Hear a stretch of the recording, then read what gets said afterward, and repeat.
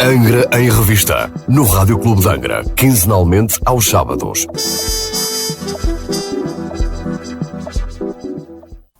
Olá, muito boa tarde, seja bem-vindo a uma nova edição do programa Angra em Revista. Comigo está, como sempre, o Presidente da Autarquia, Dr. Almenezes. Muito boa tarde. Presidente, há 15 dias o nosso programa coincidiu com o fim de semana de rally, não foi transmitido à hora habitual, teve que ser mais cedo. Mas foi por uma boa causa. Foi por uma boa causa e já agora alguns temas ficaram por abordar, confesso, mas já agora começamos pelo rally. Pedir-lhe não só um feedback e também... Foi mais uma vez um grande evento e um evento que movimentou milhares de pessoas por esta ilha e creio que os adeptos e enfim, quem gosta do automobilismo saiu bem servido. Foi um excelente rally e é um rally que também está num momento que assinala os 50 anos do TAC, que é também uma data que vale a pena celebrar e vale a pena porque é um clube que já tem meio século, já tem maturidade e eu espero que ganhe força e que estes problemas que têm andado nos rallies nos últimos anos se vão resolvendo e que haja estabilidade e que sejamos capazes de ter um bom campeonato a nível regional e também boas participações aqui a nível de ilha. Creio que este ano ficamos bem, as coisas estão no bom caminho nesse sentido.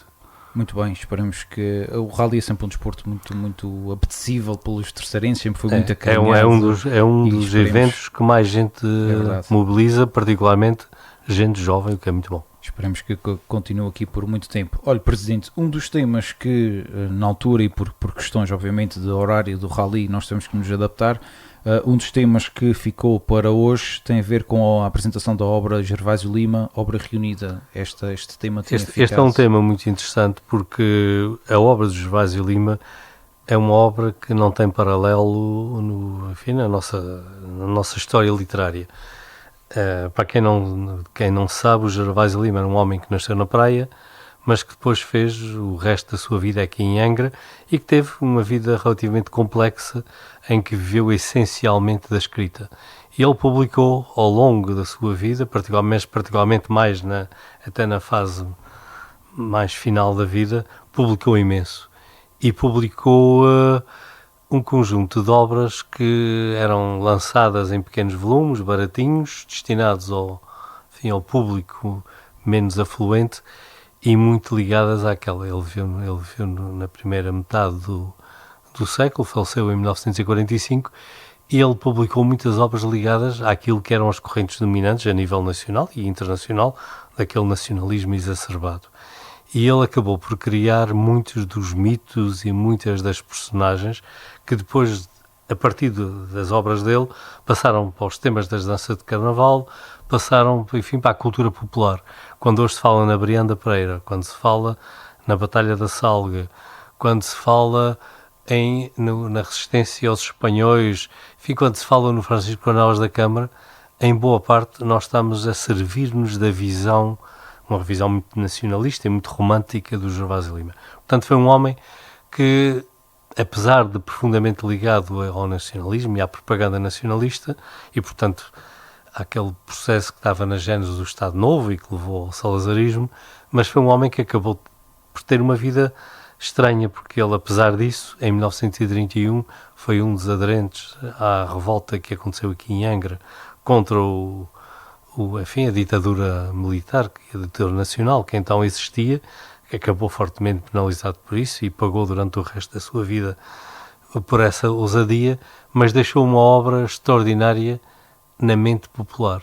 Ele é o criador dos mitos modernos sobre a história da Terceira e sobre a Terceira. E nós resolvemos lançar a obra, primeiro, porque é importante nós, de alguma maneira, irmos revisitar as nossas raízes e perceber as raízes, e depois, por uma das obras dominantes dele, e que deu muito que falar na altura, era a Terceira, a Ilha dos Amores, que é exatamente o tema das São Joaninas deste ano 2025.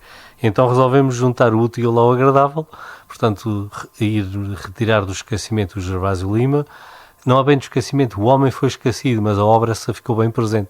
Enfim, juntar o Gervásio Lima à sua obra e particularmente criar uma edição moderna que permita que atualmente se perceba melhor de onde é que vieram as coisas. Porque quando se fala no Gervásio Lima ou se fala nos touros da Salga, estamos a falar de uma obra de um homem. A verdade é que as pessoas depois, os touros, a Brianda Pereira, hein? E o Gervásio ficou como uma espécie de sombra. Espero que com isto se tenha quebrado esse olvido e que seja possível vermos o Gervásio Lima com olhos mais modernos. Obviamente que a obra dele é uma obra que está marcada pelo tempo, é a obra do ultranacionalismo romântico da altura. Uma boa parte daquilo que ele diz não é para se acreditar, mas mesmo que não seja verdade é bonito e, portanto, é daquelas coisas que nós, terceirenses, temos ali motivo de orgulho e motivo para ler. E eu diria que também vale a pena pesquisar um bocadinho sobre Gervásio Lima, porque, para além de ele ter nascido na Praia da Vitória em 1876, mudou-se para Angra em 1914, por aí, e depois ajudava na biblioteca, portanto... Ele foi o ajudante do bibliotecário da Biblioteca Municipal de Angra. Também aqui há uma história engraçada que também está um bocadinho ligada a ele e àquela geração. Angra foi o município de Angra foi um dos primeiros a ter uma excelente biblioteca municipal, que foi construída essencialmente com donativos, com legados de vários cidadãos, mas também com a aquisição de livros e de jornais. Foi possível, nos anos 40, mais concretamente em 1946, depois de um processo que se desenrolou a partir daí, integrar na biblioteca o fundo municipal com o depósito legal e fez de Angra com que Angra tenha hoje uma das maiores bibliotecas do país. A nossa biblioteca pública, que agora é a Biblioteca Luís da Silva Ribeiro, muito justamente porque o Luís da Silva Ribeiro foi um dos homens que esteve ligado a este processo, é uma biblioteca de depósito legal. O que é que isto quer dizer? Quer dizer que tudo o que se publica em Portugal, onde quer que seja, no país inteiro, é enviado para esta biblioteca. Portanto, nós ali temos todos os livros que foram publicados em Portugal, desde os anos 40 até agora, para além de termos o excelente fundo municipal, ou seja, a nossa biblioteca municipal também está lá integrada, que tem praticamente tudo o que se publicou aqui na Ilha Terceira e nos Açores em geral, desde que há imprensa cá, ou seja, desde os anos 30 do século XIX, portanto tudo está ali e portanto tem um acervo fabuloso que permite uma visão muito boa de tudo o que é o mundo dos livros e das revistas e dos jornais, porque eles também estão sujeitos a depósito legal, que se fez e se faz em Portugal. Muito bem, Presidente, eu vou dar aqui um saltinho de uma semana, portanto os temas que ficaram por abordar há 15 dias foram estes. Uma semana depois temos a Expo Atlântico Terroir, um evento inteiramente dedicado à vitivinicultura. E pedi-lhe também um feedback. Eu pedi o lançamento da feira no programa passado com o Praia em Revista, com o Presidente Vânia Ferreira. Agora peço-lhe assim o rescaldo. Este é um evento que veio substituir o Wine em Terceira, que nós tivemos durante aqui alguns anos, e é um evento que teve este ano um caráter muito especial, para além de ser o primeiro desta série. Portanto é um evento voltado essencialmente para os vinhos produzidos nos Açores, mas com destaque para os vinhos terceirenses, mas esteve integrado no lançamento da candidatura de um conjunto de municípios dos Açores a sermos capital do vinho em 2026. E essa candidatura, uma candidatura que é liderada pelo município da Madalena, que é aquele que tem uma expressão maior na produção dos vinhos, mas da qual os dois municípios da Terceira são também sócios, tal qual como a Graciosa. Portanto estamos aqui todos agrupados a tentar ver se conseguimos ter esse destaque. E a verdade é que se conseguiu fazer uma excelente exposição e se conseguiu atrair milhares e milhares de pessoas. Foram eventos com muita gente, muito concorridos, e foram eventos que mostraram a faceta que mesmo eu, só vendo é que vi a verdadeira dimensão. Eu estou ligado a estas coisas, que é a diversidade da produção de vinhos nesta ilha e nestas ilhas. Muitos vinhos, bons vinhos, uma grande diversidade, muitas iniciativas novas. Portanto eu diria que foi um momento de revelação também para o setor da vinha e do vinho nos Açores, e em particular na Terceira, que mostra um reganhar de vitalidade como já não tinha há muitas décadas. Nós tivemos um grande setor no final do século passado e na primeira metade deste, mas depois a imigração e a crise generalizada que se instalou em torno dos vinhos fez com que praticamente a produção ficasse reduzida a pouco. E agora temos um renascer com grande qualidade. E, portanto, foi um excelente evento e foi um excelente investimento numa realização conjunta dos dois municípios com a Câmara de Comércio. Muito bem, Presidente. Eu agora faço aqui um parênteses para também dar nota de que durante este fim de semana e nos Biscoitos decorrem as Jornadas Agrícolas da Praia da Vitória, portanto dedicadas também obviamente a este tema, e a Feira Agroter já tem data. A Feira Agroter 2025 decorre de 30 de maio a 1 de junho, obviamente no Parque Multissetorial da será mais um Brava. momento importante para dar para mostrarmos aquilo que se está a fazer na economia da terceira, e isto é importante fazê-lo, porque na verdade as questões de economia neste momento são as questões fundamentais para a sustentabilidade da nossa sociedade, porque não vale a pena nós falarmos, e eu repito sempre isto porque é importante ir fazendo esta doutrina, não vale a pena andarmos a chorar sobre as questões demográficas, a dizer que temos cada vez menos gente, se não tivermos economia que atraia gente e que suporte gente. A nossa perda demográfica deve-se essencialmente à pouca vitalidade económica. Não é dando 500 euros, ou mesmo 1000 euros, ou 1500 euros, que se vai convencer uma família a ter mais um filho. Aliás, se houver alguém que seja convencido por 500 euros, o melhor mesmo é não ter esse filho, porque o juízo não está lá muito bem. E por isso é importante nós percebermos que só com uma economia que seja capaz de gerar empregos bem pagos e estabilidade às famílias é que é possível ter crescimento demográfico. E estes investimentos que estão a ser feitos na área económica são investimentos que visam essencialmente fixar gente, criar emprego, trazer gente nova para a ilha. Presidente, eu juntaria aqui economia, agricultura, turismo e mais alguns setores para falar de algo que para mim acho que será muito importante para a cidade. Falo obviamente do mercado municipal, que finalmente tem projeto definitivo pronto a avançar. Não, o mercado já está avançado. Neste momento a empreitada já leva uns 4 meses de execução, ou seja, nós optámos por um regime que é o regime de concessão-construção, em que o empreiteiro também tem que fazer o projeto e obter todos os licenciamentos, todas as questões e construir. E esta semana que passou marcámos o fim da primeira fase, ou seja, toda a fase preliminar ficou concluída e agora vamos partir para a construção do mercado. Portanto, as coisas estão a avançar bem, portanto, as coisas estão dentro daquilo que se esperava.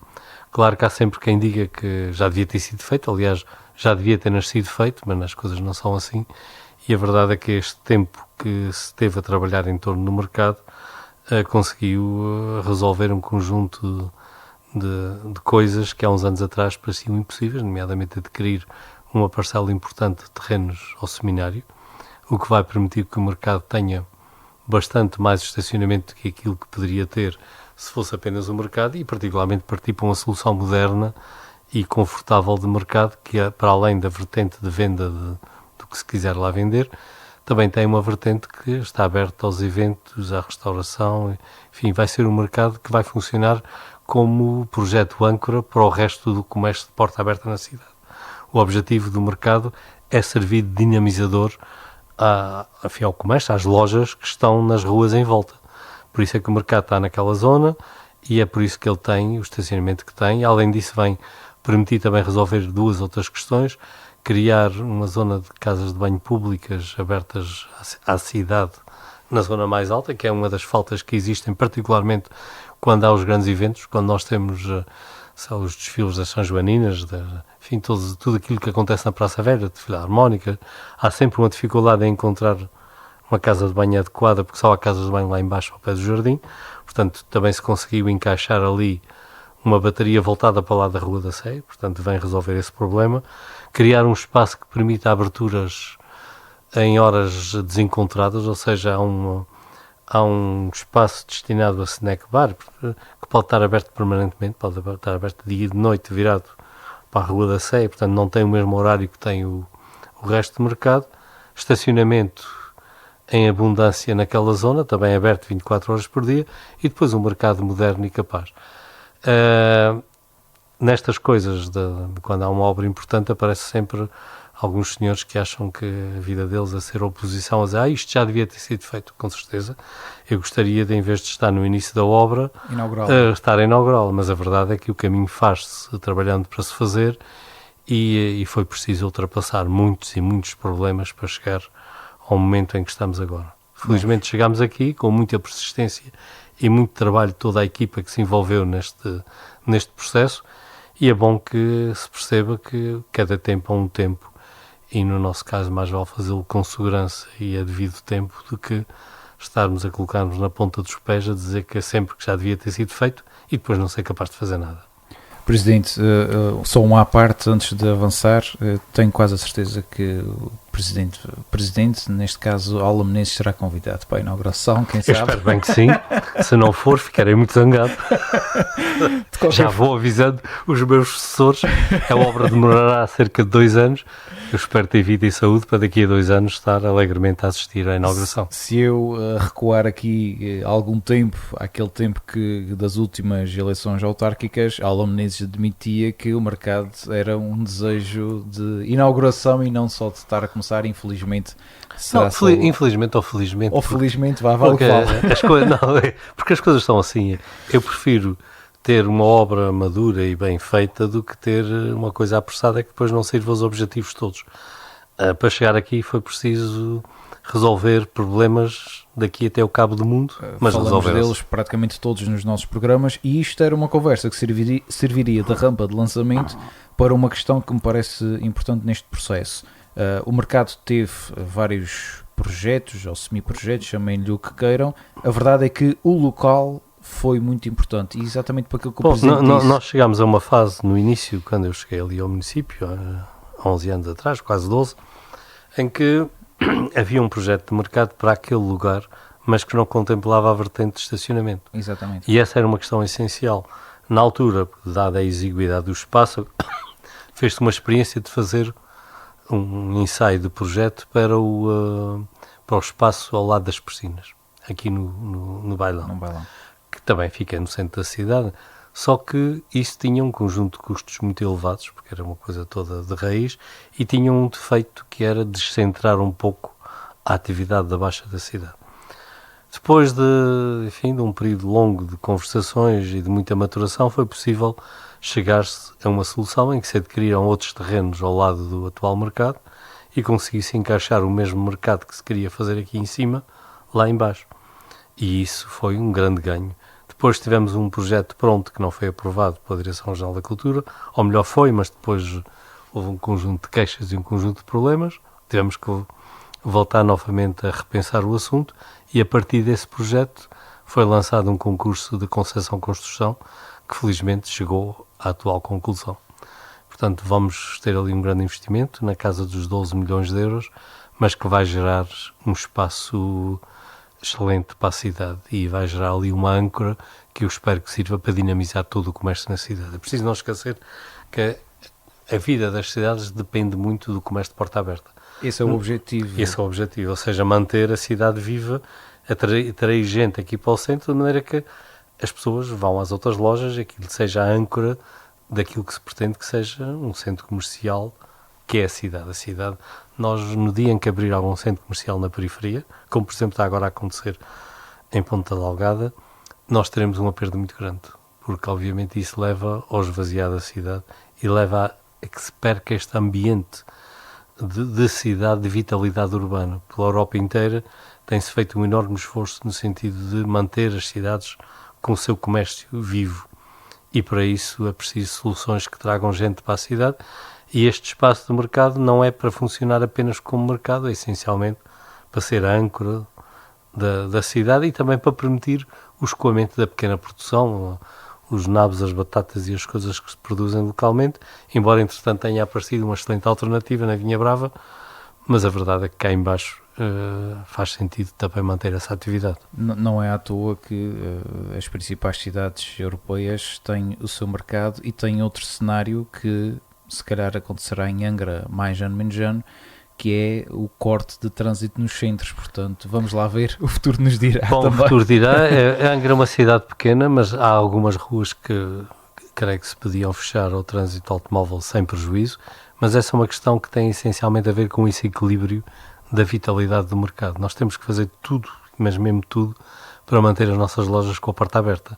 Esse é que tem que ser o objetivo, e a navegação tem que ser feita um bocadinho à vista, ou seja, tem que seguir as tendências e ir fazendo aquilo que seja bom para os comerciantes. E é a vontade deles que tem que imparar nesta matéria, portanto, eu não me parece que isto seja um assunto que a Câmara deva ter um papel impositivo. A Câmara deve ser colaborante e deve ser amiga dos comerciantes e ir fazendo aquilo que é preciso fazer para que as nossas lojas tenham sucesso. E este investimento no mercado é essencialmente isso. Nós vamos criar ali tantos lugares de estacionamento como 5 ruas direitas. Portanto, é significativo. Considerável, claro. Considerável, vai mudar com certeza a vitalidade aqui no centro da cidade, e, portanto, é isso que se quer. E eu deixo o convite aos nossos ouvintes para que nas plataformas da Câmara Municipal sejam, num bom sentido, mexeriqueiros e vejam o mercado, este projeto que é realmente um mercado que vai de encontro àquilo que é o mercado moderno nas cidades europeias até mais desenvolvidas. Presidente, durante estes dias, e termina hoje o primeiro Congresso Internacional sobre Envelhecimento dos Açores, este que é um congresso pioneiro e muito importante. E é um congresso que também já me começa a dizer respeito, diretamente. E a verdade é que nós estamos numa sociedade, não apenas nos Açores, mas em praticamente todo o mundo ocidental, em que nós temos um número crescente de pessoas que estão, enfim, na fase mais avançada das suas vidas. E as questões de envelhecimento têm cada vez mais que estar no centro das políticas públicas e nas preocupações das sociedades. Da mesma maneira que há congressos sobre a infância, congressos sobre a educação, pois também está na altura de haver congressos sobre o envelhecimento, particularmente porque nós temos que garantir o prolongamento da vida saudável e ativa das pessoas, e temos que ter medidas e iniciativas que contrariem o sedentarismo, que contrariem a perda de ânimo. Muitas das pessoas mais velhas acabam por se isolar, e isso é muito mau para elas e para as suas famílias, para os seus amigos. Portanto, há aqui muito que pensar, muito que debater, e esta com certeza vai ser uma área central em todas as políticas públicas das próximas décadas. Este evento da autarquia, que acontece em parceria com a Associação Nacional de Gerontologia Social, portanto, decorre, começou na quinta-feira e decorre até este sábado. Presidente, este tema também já foi abordado aqui, tem a ver com os investimentos que estão a ser feitos nas casas, através do PRR, como sabemos são muitos milhões para investir. Muitos milhões mesmo. Mas tem outra vez, ou existem problemas outra vez com os animais de companhia. Bom, o Presidente quer-nos esclarecer um bocadinho o que é que se Este é um passa. assunto que já foi por várias vezes abordado. Infelizmente há aqui um ativismo que não faz sentido. Há aqui gente que, enfim, exagera. Eu ouvi um senhor a dizer que 200 cães tinham que ir para o canil. Bom, para o canil provavelmente foram 6, na pior das hipóteses 8. De 8 para 200, há sim uma diferençazinha muito razoável. Esse número foi público, sim. Portanto, este número é um disparate e mostra uma falta de senso e de capacidade de análise que assusta, porque obviamente não há esses animais todos. O que é que acontece? Acontece que há um regulamento que é semelhante àquilo que acontece em qualquer casa arrendada, são muitos os senhorios que põem também essas regras, que diz que pode-se ter um animal de grande porte, 2 de pequeno porte, mas não podemos transformar as casas em canis, não se pode ter 5 nem 4 animais em casa, não apenas porque há questões de higiene e questões de manutenção dos edifícios, mas porque a maior parte destas casas são casas geminadas ou são casas em prédios de apartamentos que têm vizinhos, que também têm direito à higiene e à limpeza e ao seu sossego. Portanto, há aqui uma questão de coabitação das pessoas. Depois também não faz sentido ter animais super maltratados. Ter um cão grande fechado num quarto, que devia ser um quarto de cama, e cheio de porcaria, não é propriamente uma solução nem para o animal, nem para a família, nem para os vizinhos. O que é que se pretende? Pretende-se, com razoabilidade, encontrar soluções para estes problemas. E a solução passa por respeitarmos este limite e percebermos que quando se vive num apartamento não se pode ter um canil. Ou um gatil, embora o gatil seja menos frequente. Isto não pode ser assim e todos nós temos que o perceber. Tem havido, da parte da Câmara, muito boa vontade no sentido de ir encontrando estas soluções, mas também tem que haver firmeza e não há de ser pelo PAN ou por outro qualquer vir dizer o que é que seja, porque primeiro tem que ganhar as eleições, depois ainda há de mandar. até lá não manda. E as coisas são assim, têm que ser ditas com esta crueza e com esta frieza, e depois não pode haver histerismo nem falsas notícias em torno destas coisas. Uma boa parte das notícias são mentira. Isto não é assim que funciona e nós não podemos tolerar este tipo de situações. Há pessoas que precisavam ter uma vida e deixar de andar no Facebook a publicar coisas que não fazem sentido.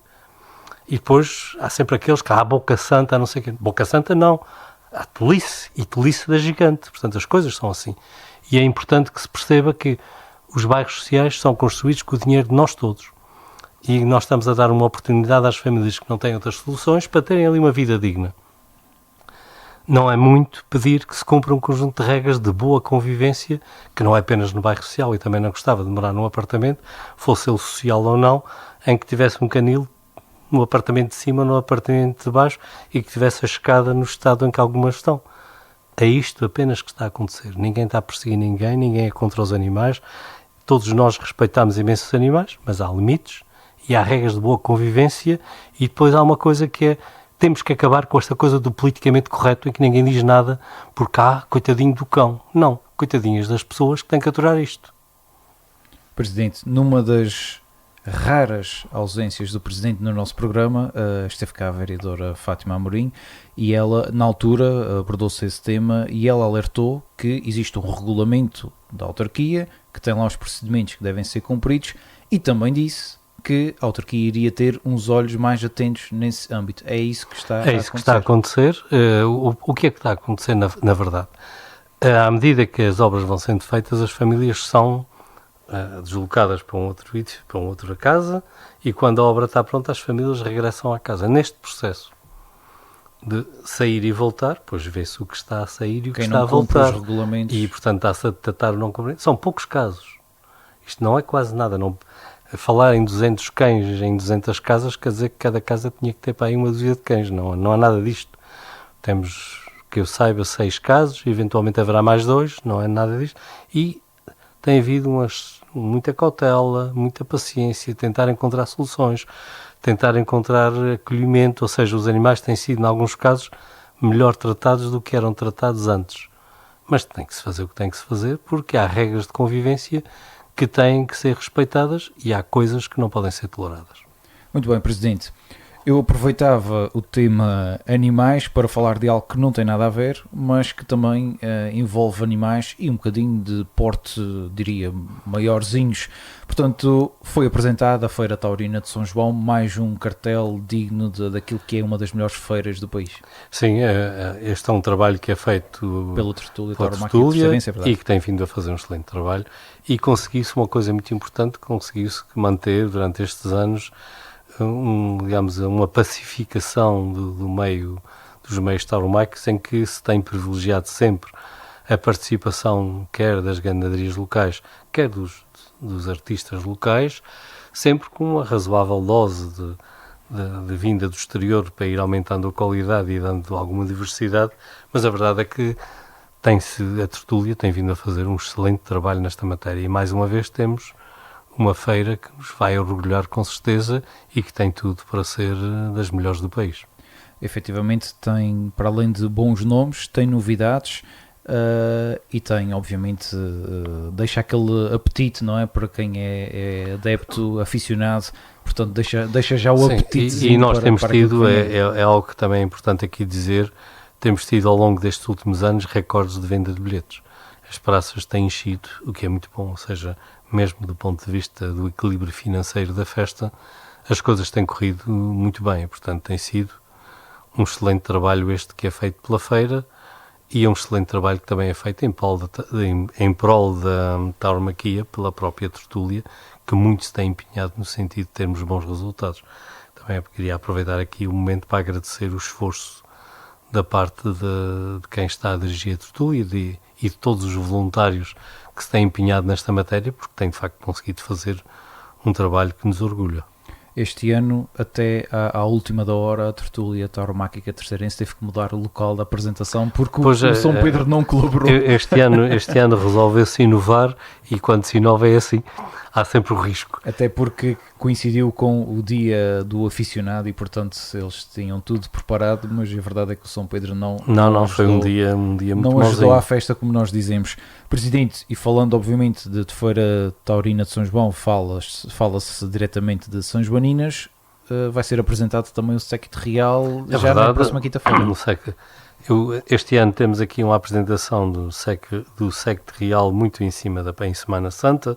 Nós pretendíamos que não fosse assim, mas na verdade no séquito real a maioria são jovens estudantes, porque nós temos usado como critério na seleção para o séquito escolher aqueles bons alunos, os melhores alunos que terminam o ensino secundário e, portanto, são premiados em agosto e depois é a partir daí que surgem os convites para o séquito. Claro que, felizmente, todos eles ingressaram no ensino superior e, portanto, tivemos que fazer a apresentação do séquito coincidir com as férias da Páscoa, porque também não seria possível ter estes jovens cá, razão pela qual estamos assim a apresentá-lo num dia um pouco propício, porque as pessoas têm outros eventos e outras questões, mas pronto, foi aquilo que foi possível para acomodar estas coisas todas, mas também a verdade é que o que interessa mais é a imagem do que fica, porque depois não é ir lá, é ver no Facebook ou noutra plataforma qualquer, ou na Vitec, ou podem ver o séquito noutro dia qualquer, porque será feita a gravação e será de imediato disponibilizada e, portanto, ficará digamos, à disposição de todos. Mas, mais uma vez, temos um séquito muito interessante de jovens que não são escolhidos apenas por razões de família ou de questões de beleza, mas são escolhidos porque são todos eles gente que, apesar de gente muito nova, deu provas de grande capacidade de trabalho e de serem excelentes estudantes e gente cheia de genica que dará com certeza futuro a esta terra. Muito bem, e a partir de agora nós começaremos, obviamente, pouco a pouco a falar mais de São Joaninas, das nossas cidades irmãs que também participam muito da nossa diáspora. Já estão em preparação, portanto, tudo isto aliás, as São Joaninas neste momento já estão numa fase muito avançada de preparação no que diz respeito à construção dos cortejos e, enfim, tudo aquilo que é preciso fazer-se para que as São Joaninas sejam um sucesso.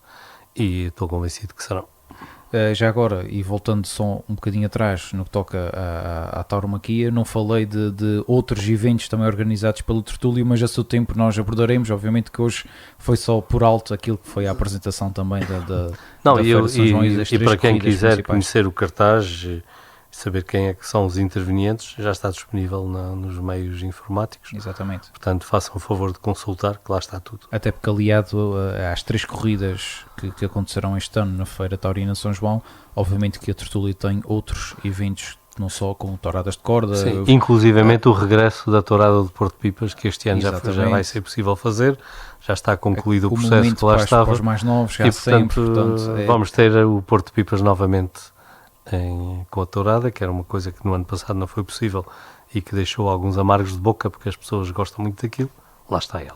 Cá está. Presidente, foi um gosto enorme tê-lo uma vez mais. Muito obrigado, foi um prazer estar aqui. Bom sábado para si, bom fim de semana. Bom sábado, bom fim de semana. Para quem nos ouve também, a continuação de um bom sábado e de um bom fim de semana. O Presidente não vai muito longe porque volta a seguir no programa Fanfarra Convida. É verdade, eu este fim de semana dou de serviço ao Rádio Clube de Angra. Boa tarde. Angra em Revista, no Rádio Clube de Angra, quinzenalmente aos sábados.